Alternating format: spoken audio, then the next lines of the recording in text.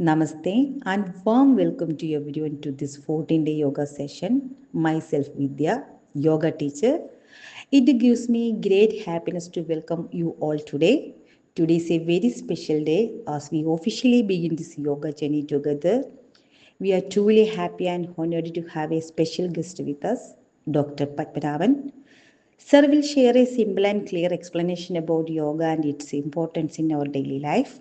He has more than 30 years of rich experience in the field of yoga. He is a psychologist and has been teaching in various universities in Kerala, including Kannur University, Central University of Kasaragod, and NG University, Kottayam. He has also conducted classes and sessions in many international seminars across the world. We are extremely grateful for his presence with us today. On behalf of all the participants, I warmly welcome Dr. Padmanabhan sir for joining us.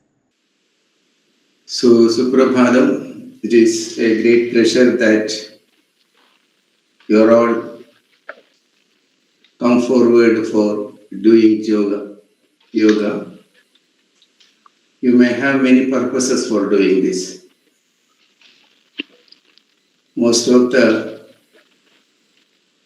persons, they do yoga for health benefits, right? Somebody has opened the mic. Please put off your mic. Most of the people perceive yoga as a health tool.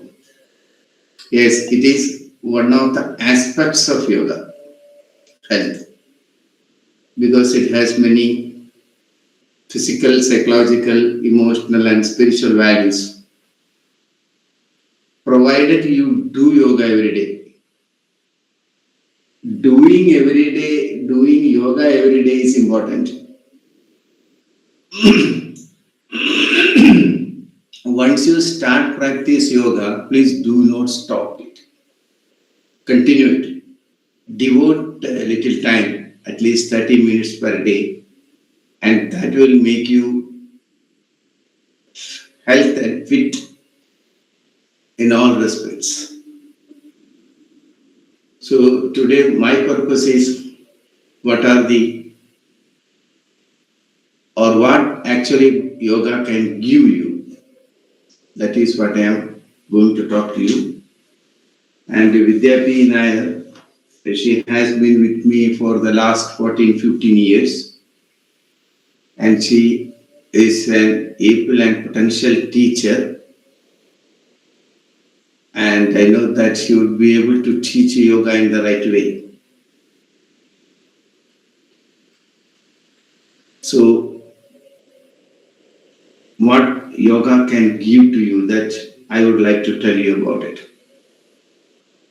So yoga starts with the right cleansing technique.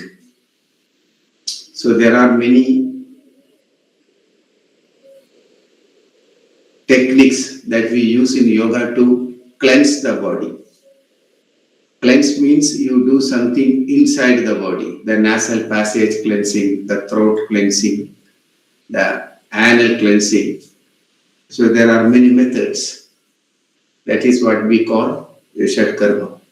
So the cleansing techniques, when we say the cleansing technique, it is hygiene and sanitation.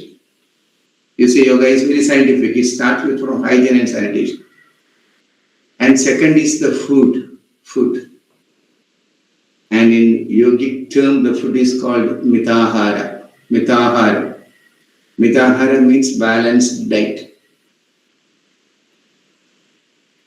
So yoga gives many items of what are the indicated food and contraindicated food. And yoga specifically says that when you eat food, the food contains energy. So pray the food and eat. And I don't know how many of you pray the food before you eat. I'm not sure about it. Why do we pray? When you pray, you are praying the energy. And you are respecting the Mother Earth that grows food for us. So there are many benefits. And the third is the right exercises. So right exercises in yoga we introduced through the Sukshma Vyayamas or the loosening exercises.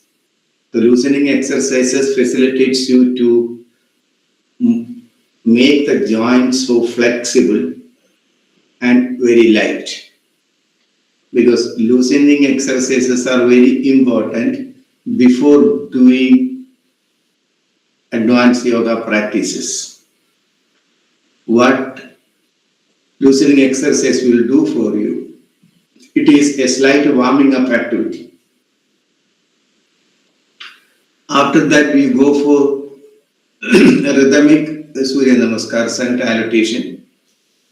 It also provides a warming up activity to you to make your body fit for doing asanas or other practices of yoga. After that, it comes when you do any activity, how do you breathe in and how do you breathe out? Okay, you remember these basic principles. So suppose I say you to raise your hands up. So the way you are raising the hands up, you have to inhale according to the movement, in coordination with the movement, or synchronizing movement with the breath. The breath should not go here and the movement should not go that side. The movement and breath should tally. Right? It is very difficult initially, but when you practice, you will be able to do that. Why do you combine breath? When you combine breath, the mind is involved. And that is why we say that all the yogic practices are psychosomatic. Psychosomatic. Because it is very difficult to control the mind directly. So what comes in between the body and mind? The breath. So the breath is the bridge between the body and mind. So yoga very clearly scientifically says that when you are able to control the flow of the breath, it is one of the best techniques to control the mind. Because when we are irritated, when we are very sad, immediately the flow of breath is influenced. Whether it may be fast, whether it may be slow. Why? It is because something has happened to the mind. So this is what we call the pranayama. The fourth one is the pranayama. And fifth is the right relaxation. How to relax it. She will teach you yoga nidra. Okay, after the practice. And the last sixth principle is the right thinking. Right thinking facilitates the process of dhyana. And there are several types of dhyanas. Okay. And following yama and niyamas. Yama means social code of conduct. Niyama means personal code of conduct. To build an ideal society around you. Then other techniques involves the karma yoga, bhakti yoga, like that. So these are all the 6 tools or the 6 principles. The right cleansing, the right food, the right exercise, the right breathing, the right relaxation, the proper thinking. So this is the basics of that. So let me talk about something about the asanas, how asana and pranayama can influence your body and mind. As I told you that the asana begins with a warming up activity. Okay? And that warming up activity starts with the loosening exercises. It facilitates all the joints. How do you do? Because this is a joint, the wrist joint. And what are the movements available here? You should know that. So there is a forward bend moving, backward bend moving, there is a lateral bend moving, and there's a circumvention. Okay, a circling movement. All this movement you have to do. So each and every joint has particular movement, flexion, extension, like that. So she will teach you what are the movements possible to each and every joints. And when you are doing this, you should do with awareness, and sometimes coordinating the breath. And suppose, for example, the neck joint, it is very sensitive. So we should do the Griva Sanchalana very slowly and gently. And what are the movements available? The forward bend. Okay, you hold it, then you bring it, then very slowly, like this, all the movements. So in the neck, most of the movements are there, but the circling movement you have to do very carefully. So this is a preparatory activity for doing the other practices of asanas. Then we go for the Surya Namaskar. The Surya Namaskar. The Surya Namaskar, she will teach you very rhythmically so that you will be able to do that. So what is the peculiarity of yoga? Everybody can practice yoga. There is no age limit. Only readiness is necessary. If you are ready, then it's okay. You will be able to do all types of yogas. There is no restrictions for that. Okay. After that comes asanas. The asanas has the three characteristics. Okay. And what is the purpose of asana? Because asana, not only the three characteristics, it has some categorization also. Okay, sitting postures or meditative asanas. So, and standing asanas, sitting asanas, forward bending asanas, like that. Okay, categorization is like this. But whatever the activity you do, okay, you are doing with awareness, with breath control. So the mind is always involved. The mind is always involved. For example, you are standing on one leg, so the body will move here and there. So without the involvement of the mind, it is very difficult to stand on one leg. So the mind is directly involved there, or sometimes indirectly involved there. So any activity you do, we cannot do without the action of the mind. So mind is involved everywhere.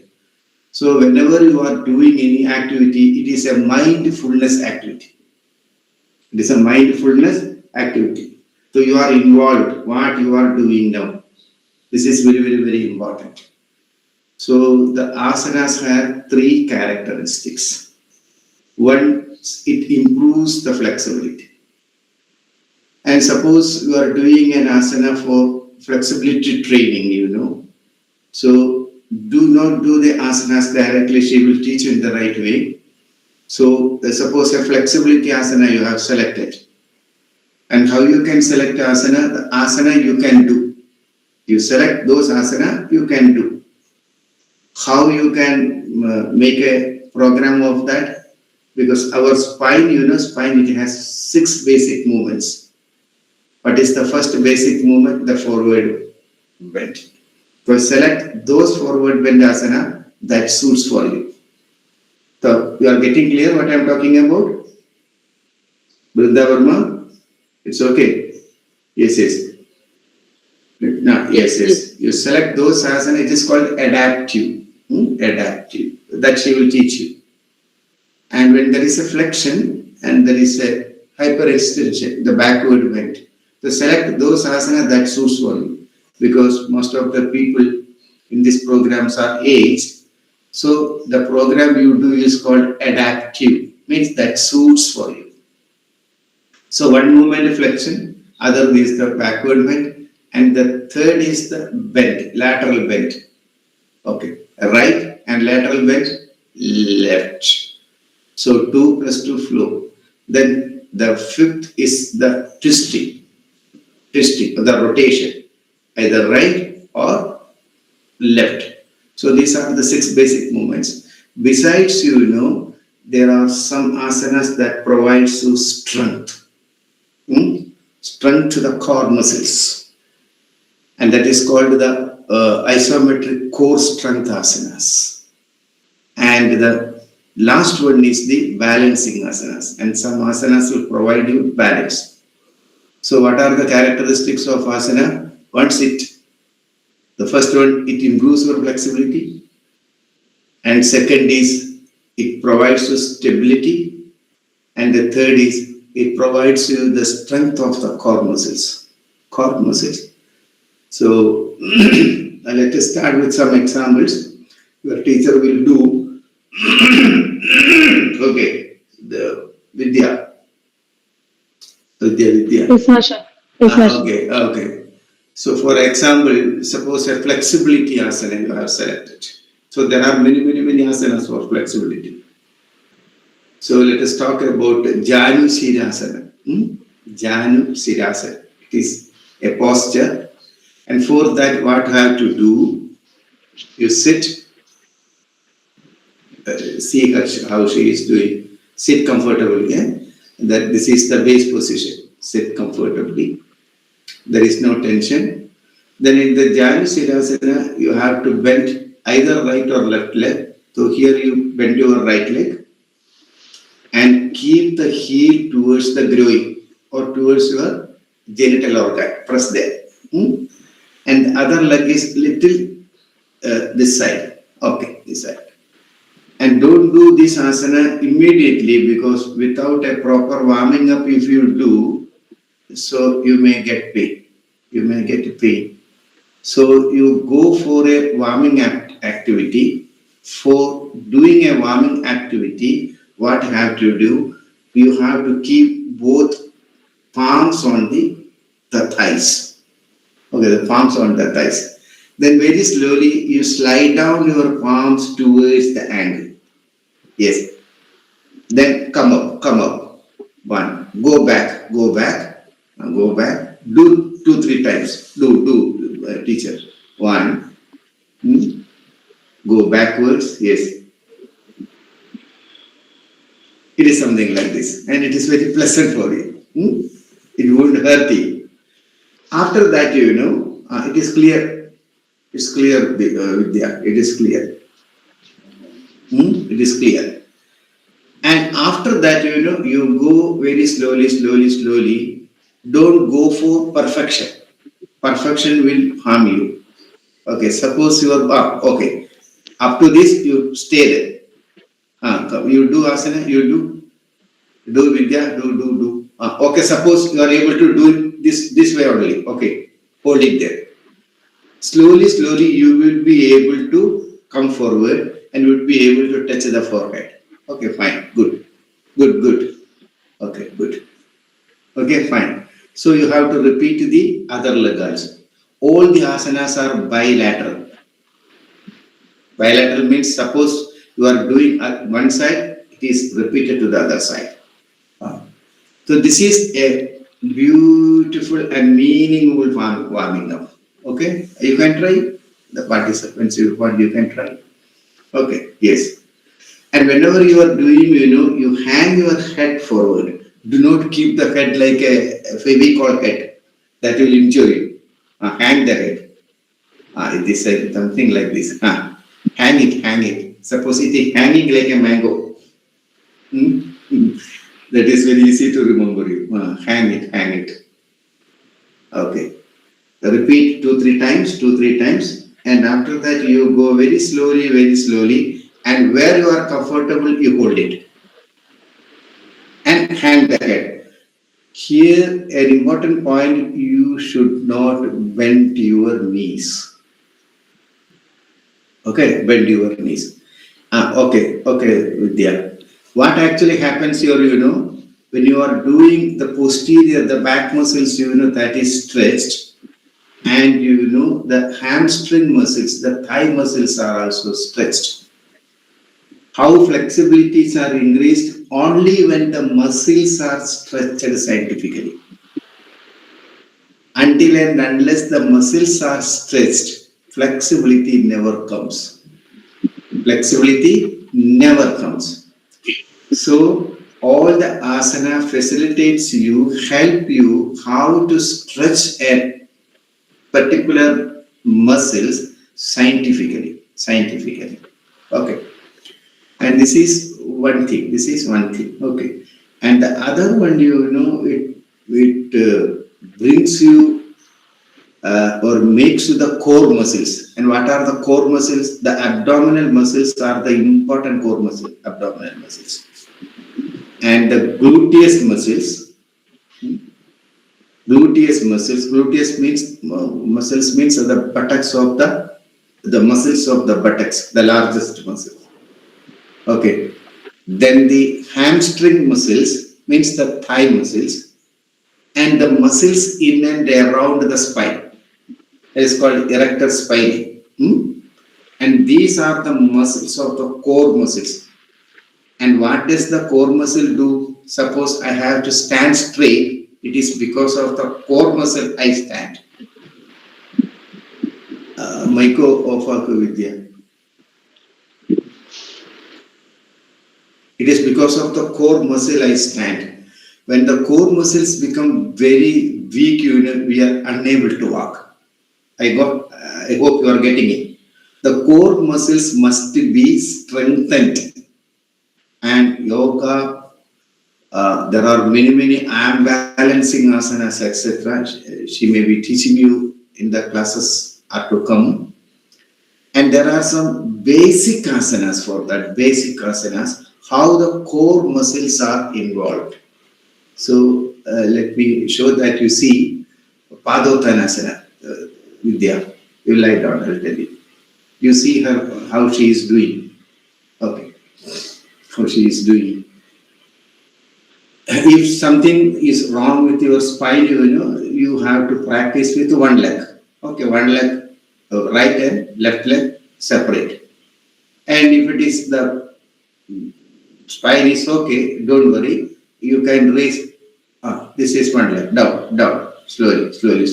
I'll tell you. Here here the core muscles comes. Now you are lying down straight. Okay, both legs are together.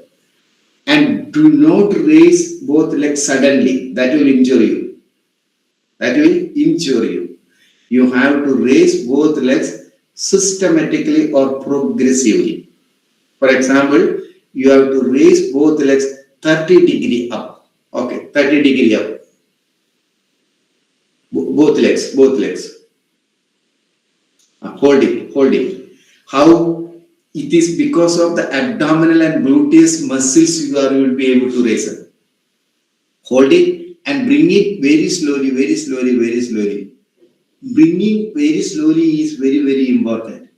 This movement strengthens your core muscles. This asana you have to do every day. It is a very good asana that will reduce your pot belly. Don't go for reducing the pot belly alone. Okay, people are more interested to reduce the pot belly.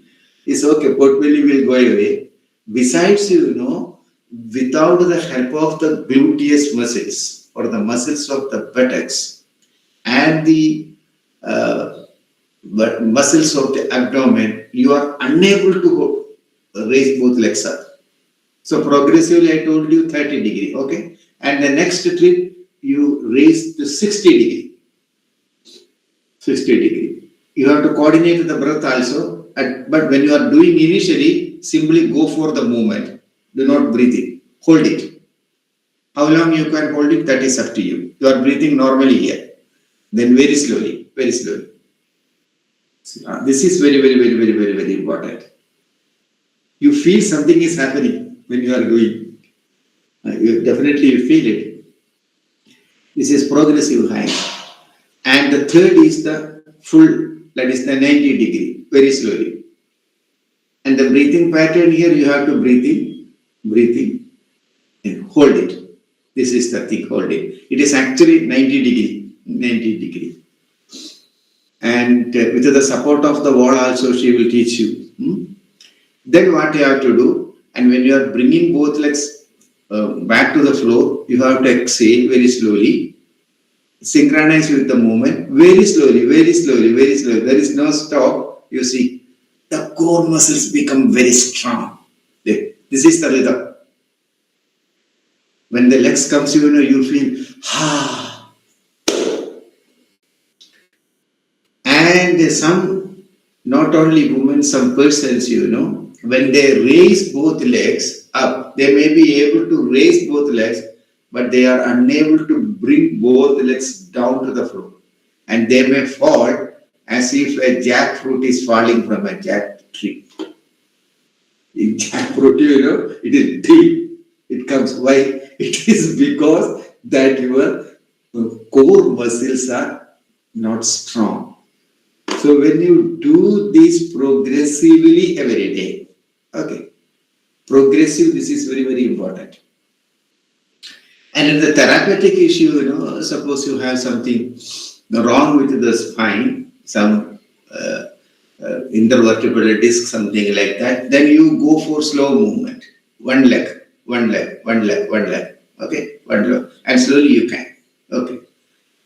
And anything you may have some problem to the back, you go for more attention to the backward bend. Okay, the Bhujangasana, etc. So the literature says that idam Bhujangasanam proktam sarva vyadhi vinasanam. Means if you do Bhujangasana, all the diseases will go away. Because it opens the thoracic cavity, it improves the respiratory processes. Okay, or most of the portion of the bodies are involved, the glands are involved, many things are there. So this is the one way. The first I talked about the asana improves flexibility for a warming up, and the asana improves the core strength.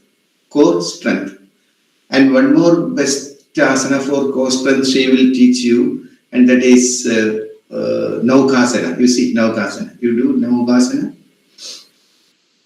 You just try whether you will be able to do that. And for that Naukasana, you lie down straight and keep your both palms on your thighs. Keep your both palms on your thighs. Palms on your thighs. And what you have to do, you have to balance the complete weight of the body on the buttock. Then you have to raise all other parts of the body. Okay. Without any this one inhalation and this one breathing in and out, you simply do normal breathing first. After that, you coordinate breath. Up. Yeah, this one. You hold it. Core muscles. Very good. Slowly down. You see, actually, she has become a good boat. Okay, congratulations. So this way, it means that you are checking with your muscles. So sometimes people say that yoga gives everything.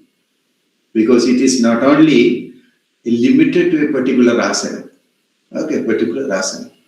So after that, you had the asana brings you balance. Is it possible to stand on one leg? Yes. So don't go for Vrikshasana immediately. This is called Vrikshasana. Okay, we will be able to see you. First, how you balance? It is like Bharatanatyam dance. Okay, so you have to keep both arms on the sides of the hip. Okay, before no. First, you bend your one of the leg. Stand on, yes, and keep wherever it is comfortable. Okay, then you balance. Yes, this is the first way, and the body may oscillate here and there. Monday it may move more. Tuesday little. So that is why Monday, Tuesday, Wednesdays are created for practice. So when you do this every day, then what happens? The everyday practice will make you stable. And when stability comes, the mind becomes stable. The breath becomes stable. So asanas are psychosomatic. Then you go for the pranamasana. Okay, say keeping both hands in the center of the chest. This is the second position. Then you go for the Vrikshasana. Vrikshasana. This way. It's very beautiful. This is the process. Okay. Then you come down in the same position in this one, prayer posture. Okay. Then you release both hands. With your teacher, you can sit down. So this way the asana goes. Rest, she is a very good expert teacher. She will teach you one by one with proper warming up. Okay. And she knows almost all the techniques. After that, you should know how to breathe in and breathe out. Okay. This is when you are doing an asana. After this asanas are over, then you go for the practice of pranayama. Pranayama is not simply inhaling and exhaling. It is a process of what is the difference between prana and the breath. Breath is not prana. Okay, prana is bioplasmic energy, prana, and breath is the vehicle of the prana. Breath sits on the prana, the prana sits on the breath, then it moves. So what yoga says that if you know the technique to control the breath, then it is possible to control the prana. Control the prana. The pranayama teaches you how to control the prana. One example I tell you. In a minute, the human beings inhale and exhale for 12 to 15 or 16 times. We inhale and exhale 12 to 16 or 12 to 50. It depends upon. It should not be more than 20. If the breathing rate is more than 20, you are under stress or there is something wrong in your lifestyle. And you can count them, you can measure them with the help of other person. The up and down movement of the belly, okay, you have to count for 1 minute, take 3 tries and take an average. And if it is more than 20, definitely there is something wrong in your lifestyle. This is the clinical application. Okay. So, so in a minute, we inhale 12 to 16. And here pranayama teaches you the 3 portion breathing, sectional breathing, the abdominal breathing, the thoracic and the clavicular, a long breathing. Suppose you are inhaling a very long breathing and this is the length of the breath inhalation you are doing, suppose. If you are prolonging or making the duration of the inhalation long, then what actually happens there? It happens, what happens, when you are making the inhalation very long, the normal breathing rate reduces.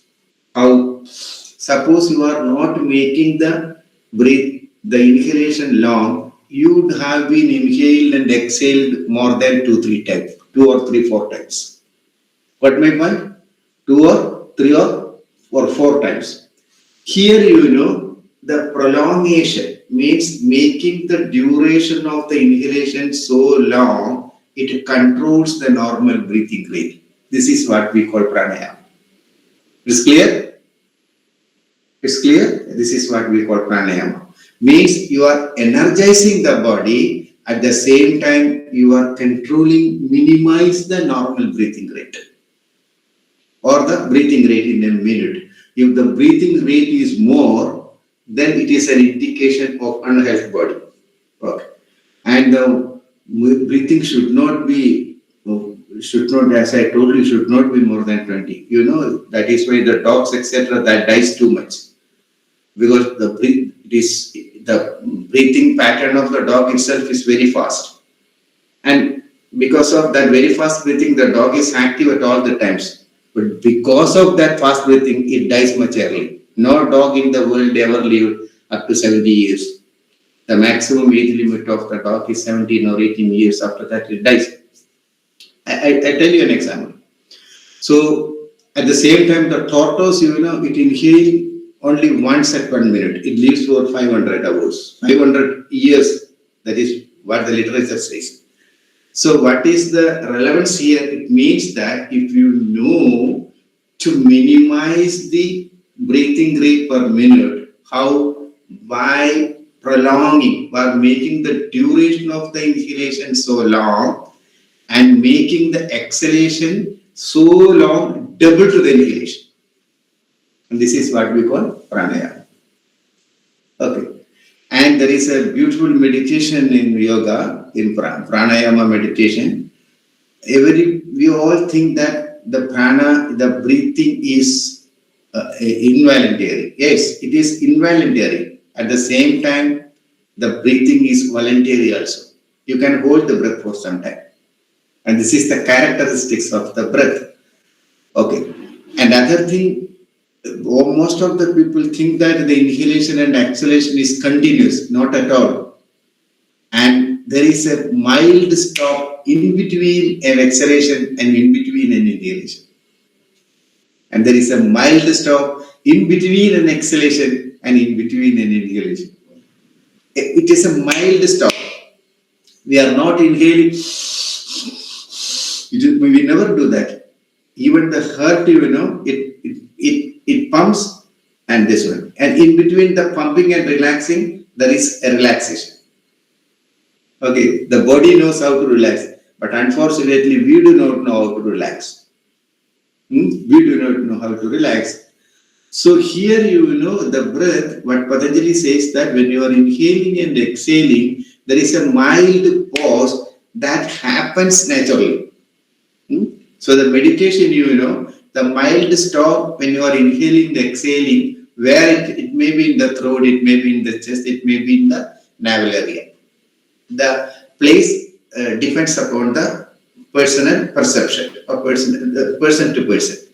So definitely there is a mild stop, only a fragment of second. Then you exhale. And after exhalation, you are not immediately inhaling. There is a pause. You see, there is a pause. You check that. And that pause outside also, you focus your attention there. When attention goes, energy flows. So this is one of the best meditative practice in the pranayama practice. Then there is relaxation technique, yoga nidra, and there is dhyana, meditations, etc. And these are all what we included in the yoga program. It is a package. It is a package. A package never limited to asanas and pranayama alone. Okay. Cleansing, getting up early in the morning, and keeping a circadian rhythm or biorhythm circle. Sleep at around, not after 10 o'clock. Try to sleep before 10 or mostly 10:30 and get up at 5 morning. Then what you are doing, you are coordinating the internal clock with the external clock. Okay, and some people, when the sun rises, they never get up. Sun is not rising for the sake of the sun. It is a call for you to get up. But unfortunately, people are sleeping. Then what is the consequences? Consequences will suffer. And most of the dangerous diseases, it is disruption of the circadian rhythm.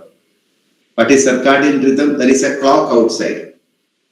And there is a clock inside. And the needles of the clock should tally with each other. If sun is rising at 6 o'clock, and I am also should rise at 6 o'clock. If you sleep, it is disturbed.